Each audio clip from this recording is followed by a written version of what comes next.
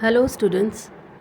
Today in social studies we are going to study the chapter number 3, that is movements of the earth. कि earth की movements कैसे होती हैं. The imaginary line passing through the center of the earth is called equator. हमने हमारे पिछले chapter में पढ़ा है कि जो इमेजनरी लाइन जो अर्थ के सेंटर से जा रही है वो क्या कहलाती है? Equator. The prime meridian passes through the Greenwich in England.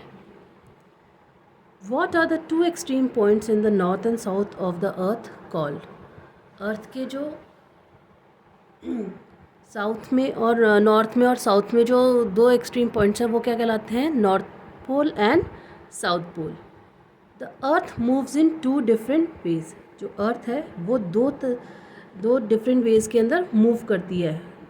Like all the other planets in the solar system, the Earth also moves around the Sun in a fixed path called orbit. जिस तरह से हमारे solar system के अंदर बहुत सारे जो दूसरे प्लैनेट्स हैं वो सूरज के चारों तरफ चक्कर लगाते हैं, उसी तरह से the earth also moves around the sun in a fixed path. उसी तरह से अर्थ भी सूरज के चारों तरफ चक्कर लगाती है एक फिक्स्ड पाथ में, जिसको हम क्या कहते हैं? Orbit. This movement is called revolution. और ये मूवमेंट क्या कहलाता है?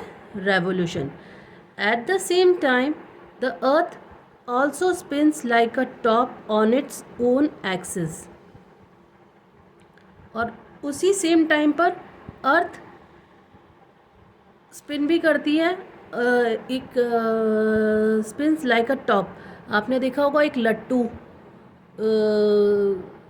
जिस तरह से इसका नाम क्या है, जब हम लट्टू को घुमाते हैं तो वो एक ही जगह पर घूमता रहता है. उसी तरह से अर्थ भी अपनी एक्सिस के ऊपर चारों तरफ घूमती है. The axis is the imaginary line passing through the centre of the earth joining the north pole and the south पोल.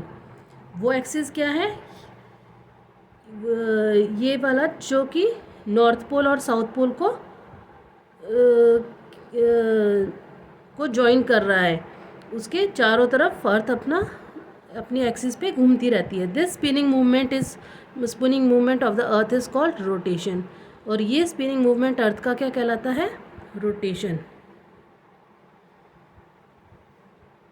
या हम कहें the spinning movement of the earth on its own axis is called a rotation.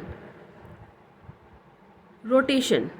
The earth rotates on its axis, which is tilted at an angle of 23.5 degree. The earth spins from west to east. We see the rising and the setting of the sun because of this movement of the earth. The earth takes about 24 hours to complete one rotation. जो the earth rotate on its own axis. जो earth है वो अपनी axis पे ही rotate करती है, जो कि टिल्टेड होता है कितना? 23.5 डिग्री एंगल के ऊपर. The earth spins from west to east. जो अर्थ है वो स्पिन करती है कैसे? This is north, south, east and west. तो अर्थ कैसे स्पिन करती है? वेस्ट से ईस्ट की तरफ. We see the rising and the setting of the sun because of this movement of the earth. हम सूरज का उगना और सूरज का ढलना अर्थ के इसी मूवमेंट की वजह से देख पाते हैं. The earth takes about 24 hours to complete one rotation. Earth अब पूरे 24 घंटे लेती है अपना एक रोटेशन कंप्लीट करने के लिए. Day and night. The rotation of the earth on its axis causes day and night. जो अर्थ का रोटेशन अपनी एक्सिस के ऊपर है उसकी वजह से दिन और रात होते हैं.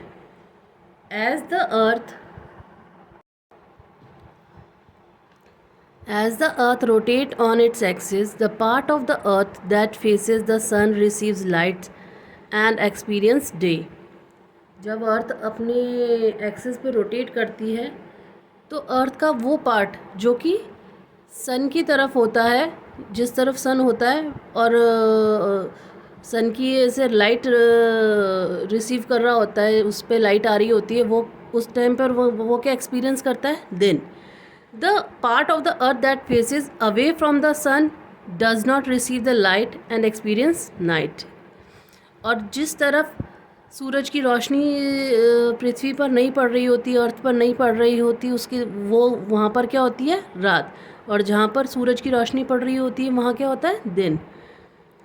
This is why some countries experience day time while the countries on the other side of the earth experience night time। इसीलिए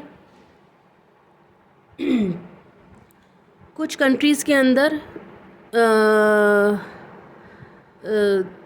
सेम टाइम पर अगर देखें तो कुछ कंट्रीज़ में तो दिन होता है और कुछ कंट्रीज़ के अंदर क्या एक्सपीरियंस कर रही होती हैं अर्थ पर? Night. The rotation also influences the direction and the flow of winds and ocean currents. It also causes tides, which is the rhythmic rise and fall of ocean water that occurs twice a day।